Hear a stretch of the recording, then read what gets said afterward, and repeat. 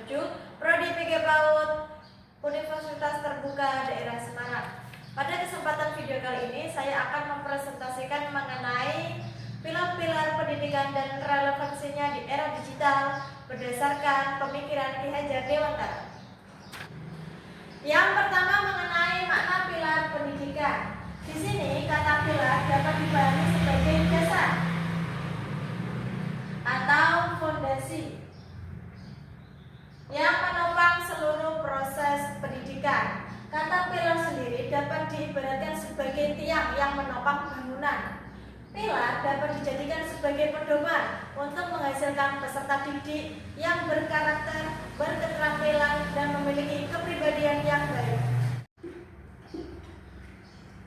Menurut saya, pendidikan fokus akademik tanpa memperhatikan pembentukan karakter akan menghasilkan individu yang pintar, namun belum tentu mampu hidup bermasyarakat dengan baik. Oleh karena itu, pilar pendidikan dijadikan landasan dalam setiap kegiatan belajar. Contoh, ketika saya mengajar di lingkungan PAUD, saya tidak hanya mengajarkan anak-anak untuk mengenal angka dan huruf, tetapi juga mengenalkan sikap disiplin, kejujuran, bekerja sama, dan toleransi, juga mengontrol emosi anak-anak. Yang kedua, mengenai pilar utama pendidikan menurut Ki Hajar Dewantara. Menurut Ki Hajar Dewantara, beliau mengemukakan 3 prinsip pendidikan yang sangat terkenal, yaitu yang pertama Eng Ngarso Sungtulodo, yang kedua Eng Madya Mangunkarso, dan yang ketiga Tut Wuri Handayani.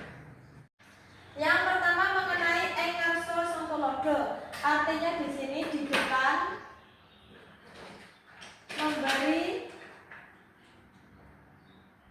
teladan. Seorang guru atau pendidik harus menjadi teladan bagi peserta didiknya.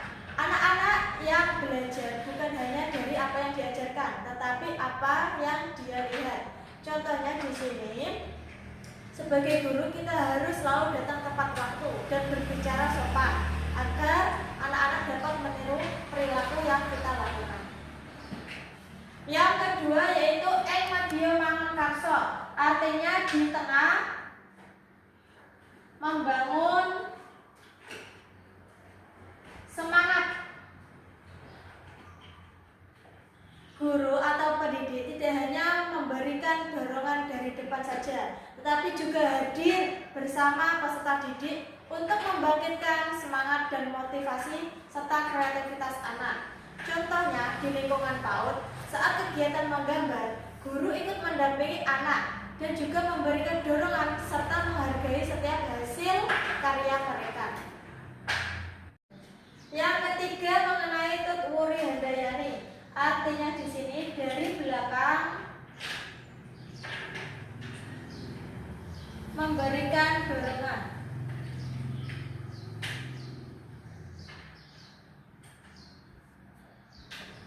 Setelah peserta didik berkembang, guru memberikan kepercayaan sambil tetap mendukung.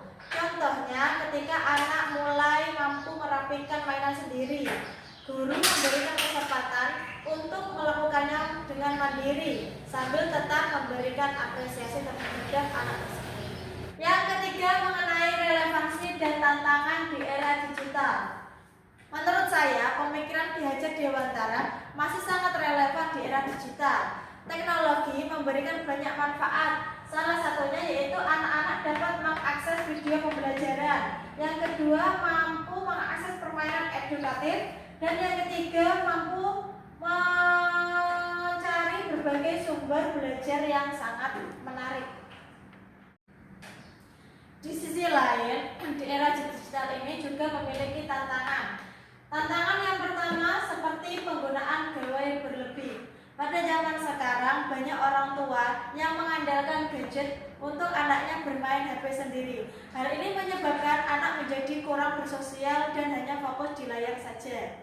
Yang kedua yaitu tidak semua informasi di internet memiliki nilai pendidikan yang baik, menjadikan orang tua harus mendampingi anak dalam melihat atau mengakses video atau informasi yang ada di gadget.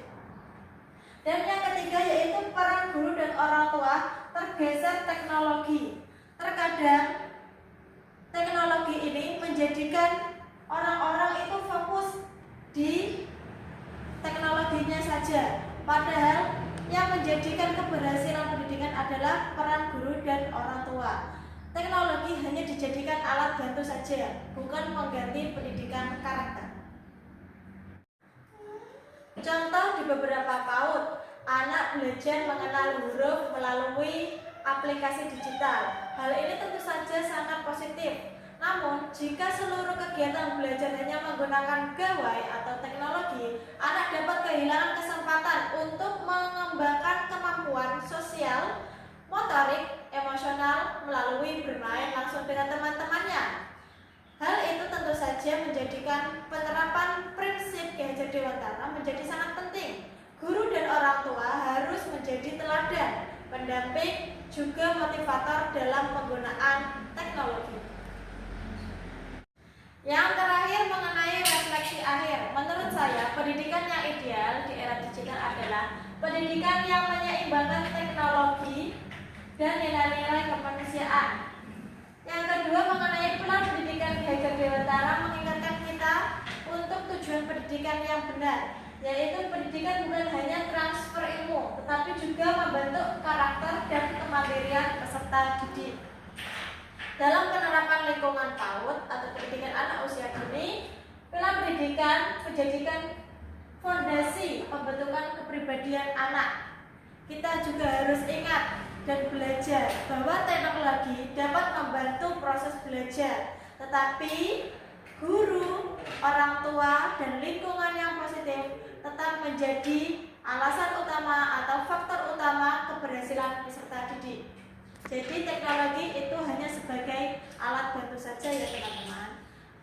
Dengan demikian, pemikiran Ki Hajar Dewantara masih sangat relevan sebagai pedoman dalam menjawab berbagai persoalan pendidikan nasional di era digital saat ini. Demikian presentasi dari saya. Wassalamualaikum warahmatullahi wabarakatuh.